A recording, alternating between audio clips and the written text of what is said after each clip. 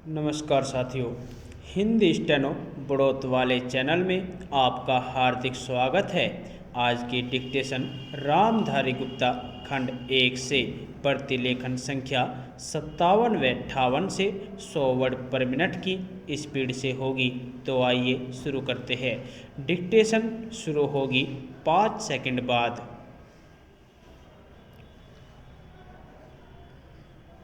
Start.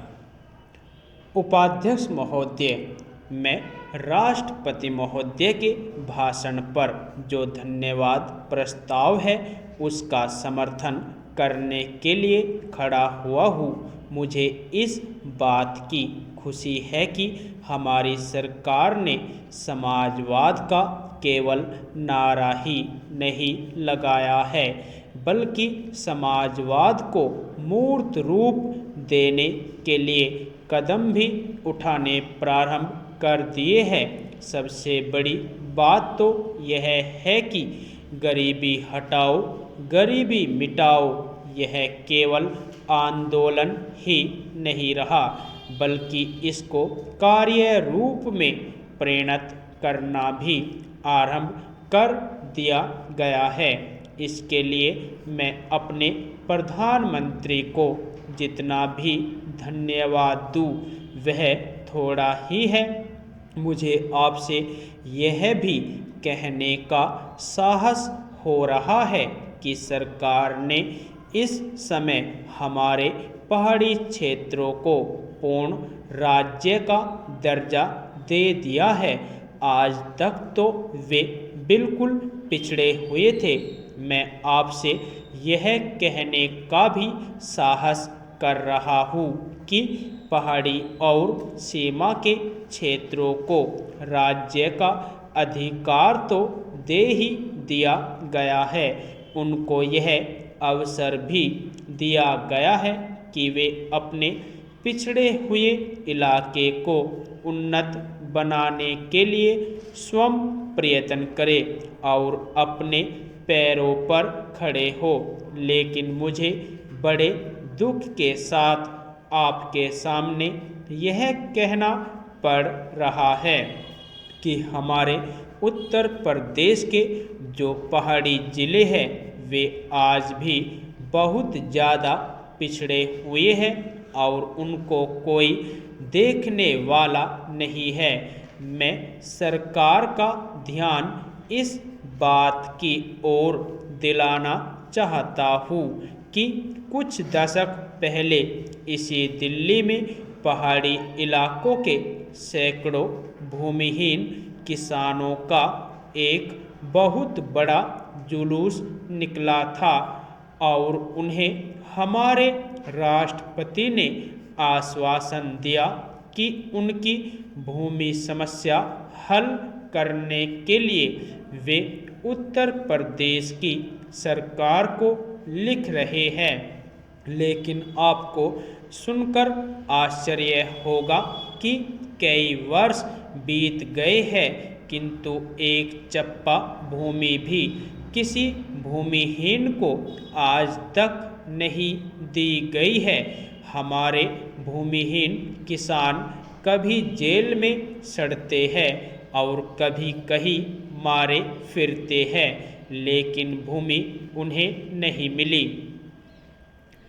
इसी प्रकार मैं आपको यह भी बता देना चाहता हूँ कि एक बार हमारे मुख्यमंत्री जी ने भी लिखा था कि हमारे उत्तर प्रदेश के जो पहाड़ी ज़िले हैं वे पूरी तरह से पिछड़े हुए हैं। इसके अलावा एक बार हमारे प्रधानमंत्री जब यहाँ दौरे पर आए थे तब उन्होंने एक सार्वजनिक सभा में भाषण दिया था। उपाध्यक्ष महोदय अपने भाषण में उन्होंने कहा कि मैंने आज तक ऐसी गरीबी के दर्शन नहीं किए जैसा कि मैं देख रहा हूँ। ऐसी गरीबी जब हम स्वतंत्र नहीं थे तब अवश्य देखने को मिलती थी, लेकिन स्वतंत्रता के पश्चात मैं पहली बार ऐसी गरीबी देश के किसी भाग में देख रहा हूँ। देश के विकास के काम को बढ़ाकर ही ऐसी गरीबी हम हटा सकते हैं। सरकारी उद्योगों की स्थिति अजीब है। हर संभव कोशिश से और सद्भाव बनाकर सरकारी उद्योगों के कर्मचारियों को आप अच्छा वेतन देते हैं और उन्हें रहने का अच्छा स्थान देते हैं, फिर भी घाटा होता है और देश का नुकसान होता है। कारण क्या है? कारण यह है कि आपकी औद्योगिक नीति गलत है और जो रुपया आपके पास है उसको भी आवश्यक काम के लिए खर्च नहीं कर रहे हैं। एक तरफ बोकारो के लिए 600 करोड़ रुपया रख रहे हैं और दूसरी ओर राजस्थान नहर को पूरा करने के लिए आप कहते हैं कि हमारे पास पैसा नहीं है। एक और महाराष्ट्र के अंदर आप नई चीनी मिलें खोल रहे हैं और दूसरी ओर उत्तर प्रदेश और बिहार के अंदर कारखाने बंद हो रहे हैं या जो उनकी क्षमता है उस पर पूरे तौर पर काम नहीं कर रहे हैं। यह कोई औद्योगिक नीति नहीं है। इसलिए यह कहना ठीक नहीं है कि हमारी औद्योगिक नीति सफल हुई है। मंत्री महोदय कहते हैं कि वे सिंचाई के लिए एक सिंचाई आयोग बनाएंगे। अच्छी बात है, मगर सिंचाई की क्या हालत है हमारे देश के अंदर, यह भी तो देखिए। जिस समय हमारे देश में कोसी बांध का काम शुरू हुआ था उस समय पाकिस्तान ने एक बांध पूरा कर लिया था। वहाँ उससे सिंचाई हो रही है और हमारे यहाँ इसका काम आधा भी नहीं हुआ है। राजस्थान नहर शुरू हुए कितने वर्ष हो गए हैं परंतु अभी भी वह बनी नहीं। हमारे यहाँ कोई ठीक तौर तरीका नहीं है।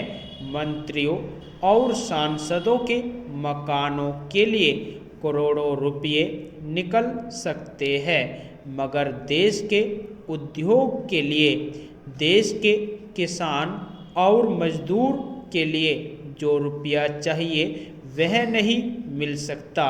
उसके लिए रुपया नहीं दे सकते हैं। यह कोई उद्योग नीति नहीं है, यह एक खिलवाड़ किया जा रहा है। मैं कल सदन को बतला रहा था कि कुछ सड़कें विश्व बैंक की सहायता से बनने वाली थी। यदि आपको डिक्टेशन अच्छी लगी हो तो हमारे चैनल को सब्सक्राइब करें तथा वीडियो को लाइक व शेयर भी करें। धन्यवाद।